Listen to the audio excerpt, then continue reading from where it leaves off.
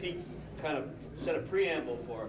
I had just come back from Europe on one of my excursions over there, and we had a house on Rehoboth Beach, and one of my old-time pals, Joe Charles, is not here. He said, hey, there's some new guy here, we call him Hollywood Mike. I think he's a freelancer, but yeah, you tell me what you make of him. And the guy came in, we picked him up with this proverbial Tide box. He didn't have a suitcase or an AWOL bag. And I said, Joe, this is a freeloader.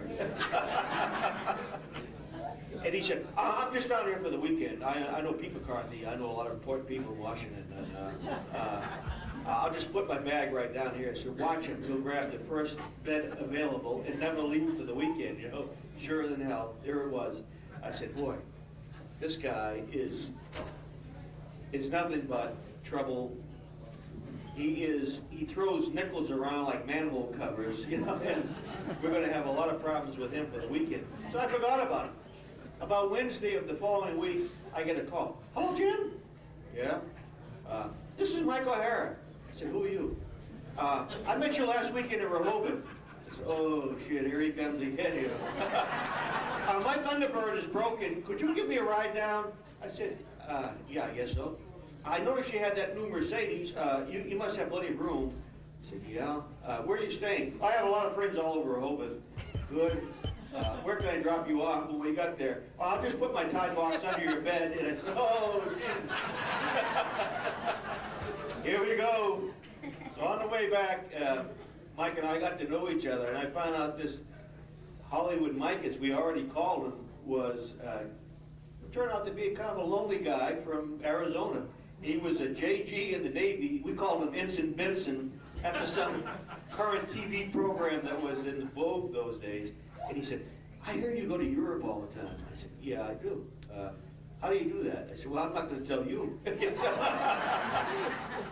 Well, I was retired from the Navy. I got a pretty good friend of mine at Andrews Air Force Base. He used to take us out on trips. He said, can I go to Europe? I've never been to Europe. I love to go to Europe. I said, why don't you study Washington for a while before you hit Europe? I don't think you're ready for it yet. But he worked on me for a year, and the following year, I secured passage for Mike to Europe, and we got on US-1, President's plane, and he was still in the Navy. He had made JG by that time. And I said, Mike, when we get to Europe, I can get you over there, but you have to get us back. Don't worry about it, Jim. So we got to Europe, landed in Germany. He said, you promised me good times. I don't meet anybody. I'm not having a good time. I said, well, wait till we get to Italy.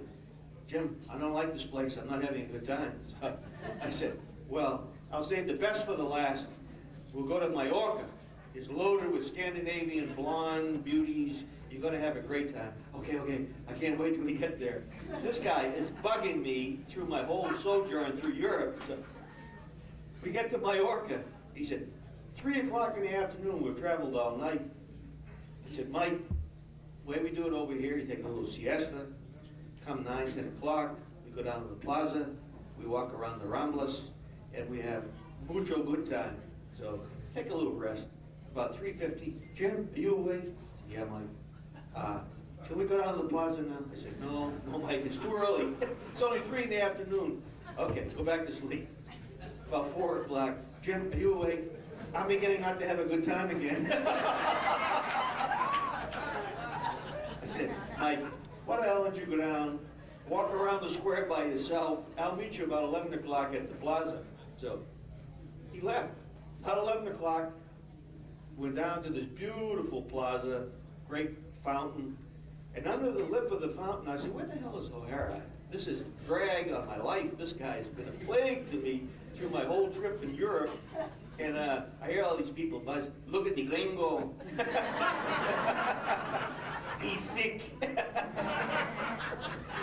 All over. His polyester suit is vomit. And Michael is laying under the base of the fountain. I said, Mike, is that you? He said, yeah, I'm having a real good time.